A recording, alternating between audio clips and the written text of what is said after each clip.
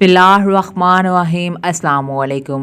حضرت آدم علیہ السلام کے دنیا میں تشریف لانے کے بعد اللہ تعالیٰ نے انہیں شمشاد نامی درخت کی لکڑی سے بنا ہوا سونے کا کام کیا ہوا 3 گز لمبا اور 2 گز چوڑا ایک انوکھا صندوق عطا فرمایا، جو کہ منتقل ہوتا ہوا حضرت یعقوب علیہ السلام کو ملا اور آپ کے بعد آپ کی اولاد بنی اسرائیل کے قبضے میں رہا، اور پھر حضرت موسیٰ علیہ السلام تک پہنچا۔ حضرت صندوق کو تابوت سکینہ کہا جاتا ہے۔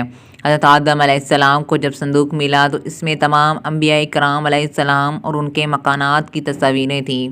سید الانبیاء صلی اللہ علیہ وآلہ وسلم اور آپ کے مقدس مقامات کی تصاویریں اس سرخ یاقوت یعنی لال قیمتی پتھر میں تھیں۔ اس قیمتی تصویر میں آپ صلی اللہ علیہ وآلہ وسلم نماز کی حالت میں تھے۔ یہ تصویریں قدرتی تھیں، انسان کی بنائی ہوئی نہ تھیں۔ جب حضرت موسیٰ علیہ السلام کو یہ صندوق ملا تو آپ نے اس میں خاص سامان رکھنے لگے۔ اس کے علاوہ وہ صندوق میں توریت شریف کے تختوں کے ٹکڑے، جنتی لاٹھی، حضرت موسیٰ علیہ السلام کا لباس اور حضرت ہارون علیہ السلام کا امامہ اور ان کی لاٹھی، حضرت سلیمان علیہ السلام کی اونٹی اور بنی اسرائیل پر نازل ہونے والے من بھی موجود تھی۔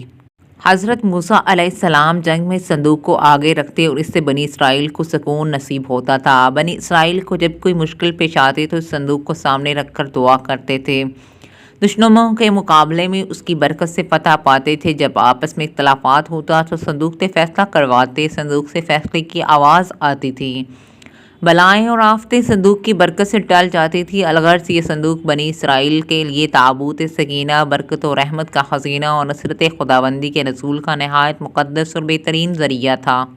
مگر جب بنی اسرائیل طرح طرح کے گناہوں میں ملوث ہو گئے تو ان لوگوں میں عاصی و طغیان اور سرکشی اوثان کا دور دور ہو گیا تو ان کی بدعمالیوں کے نحوست سے ان پر خدا کا یہ غضب نازل ہو گیا۔ اللہ تعالیٰ نے قوم عمال کا جالوت اور اس کی قوم کو اس پر مسلط کر دیا۔ انہوں نے بنی اسرائیل اور اس کے شہریوں کو تراش کیا، انہیں علاقہ بدر کر دیا، ان کے الاغوں کو قتل و گرفتار کیا اور تابوت بھی لے گئے۔ لیکن اللہ تعالیٰ نے جالوت اور اس کی قوم کو تابوت کی وجہ سے مختلف آزمائشوں میں گرفتار کیا۔ انہوں نے تابوت کو بیل گاڑی پر رکھ کر بنی اسرائیل کی بستیوں کی طرف ہنکا دیا۔ اس پورے عمل میں فرشتے پس پردہ مختلف امور سر انجام دیتے رہے۔ اس وجہ سے سورۃ بقرہ میں اللہ پاک نے فرمایا کہ فرشتے اسے اٹھا لائیں گے یا پھر براہ راست فرشتے اٹھا لائے۔ یہ حضرت شمول کا زمانہ تھا۔ بنی اسرائیل کا کوئی بادشاہ نہیں تھا۔ انہوں نے آپ سے درخواست کی کہ ہمارے میں سے کسی کو بادشاہ بنا دیں۔ آپ نے اللہ کے حکم سے حضرت طالوت کو بادشاہ بنا دیا، جو بنی اسرائیل میں سب سے زیادہ طاقتور اور سب سے بڑے عالم تھے، لیکن بہت ہی غریب اور مفلس چراہوے تھے۔ اس پر بنی اسرائیل کو اعتراض ہوا کہ طالوت کا تعلق شاہی خاندان سے نہیں ہے، اس سے زیادہ حق ہمارے لوگوں کا ہے۔ ایک غریب اور مفلس انسان بھلا تخت شاہی کے لائق کیوں کر ہو سکتا ہے؟ بنی اسرائیل کے اس اعتراض کا جواب دیتے ہوئے حضرت شمول نے فرمایا کہ یہ فیصلہ انہوں نے اللہ کے حکم سے کیا ہے، جس کا ذکر سورۃ بقرہ کی آیت نمبر 247 اور 248 میں آیا ہے۔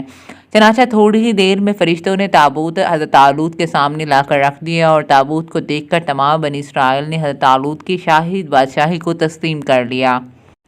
جب حضرت طالوت بنی اسرائیل کے بادشاہ بن گئے تو آپ نے بنی اسرائیل کو کافر بادشاہ جالوت کے خلاف جہاد کے لیے تیار کیا، اور جب وہ روانہ ہوئے تو آپ نے ان لوگوں کو خبردار کیا کہ اللہ تعالیٰ نے راستے میں تم لوگوں کو اردن اور فلسطین میں واقع ایک نہر جس کا نام نہر الشریعہ تھا، اس سے آزمانے والا ہے۔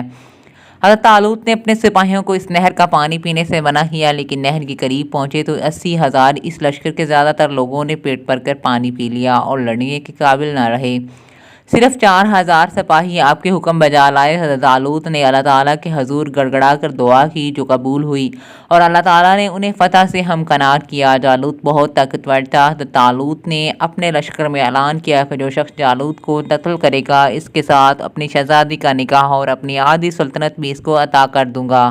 جنگ شروع ہو گئی۔ حضرت داؤد علیہ السلام نے جالوت کو جان سے مار دیا، جس سے اس کے لشکر کے حوصلے پست ہو گئے اور کفار کو شکست ہوئی۔ حضرت طالوت نے اپنی شہزادی کا نکاح حضرت داؤد علیہ السلام سے کر دیا اور اپنی آدھی سلطنت کا بادشاہ بھی اسے بنا دیا۔ آج اس کے 40 سال بعد حضرت طالوت کا انتقال ہونے کے بعد حضرت شمعون علیہ السلام بھی وفات پا گئے اور اللہ تعالیٰ نے حضرت داؤد کو بادشاہیت عطا کر دی۔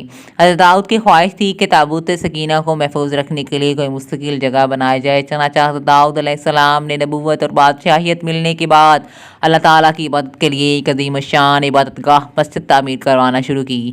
اسی تعمیر کو ہیکل سلیمانی کہا جاتا ہے، جسے حضرت سلیمان علیہ السلام نے اپنے والد کی وصیت کے مطابق نہایت احترام اور شان سے مکمل کروایا، یہاں تک کہ اس کی تعمیر میں اتفاقی استحکام کے لیے جنات بھی خدمت میں تھے، چونکہ حضرت سلیمان علیہ السلام نے اس مسجد بیت المقدس کی تکمیل کے لیے اور نمایاں عظیم الشان تعمیرات آپ علیہ السلام نے کروائیں اور اس لیے اسے ہیکل سلیمانی کہا جاتا ہے۔ معلوم ہوا کہ ہیکل سلیمانی سے مراد وہی مسجد بیت المقدس ہے جس کی تعمیر کا ذکر قرآن مجید نے بھی کیا ہے، جو آج تک موجود ہے، جہاں سے رسول صلی اللہ علیہ وآلہ وسلم کو معراج کے موقع پر آسمانوں کے سفر کے لیے بلوایا گیا۔ جب ایک ظالم بادشاہ بخت نصر نے حضرت سلیمان نے اسرائیل پر حملہ کیا تو دونوں عمارتوں کے ساتھ ہیکل سلیمانی کو بھی تباہ برباد کر دیا۔ اس افراتفری میں تابوت سکینہ غائب ہو گیا اور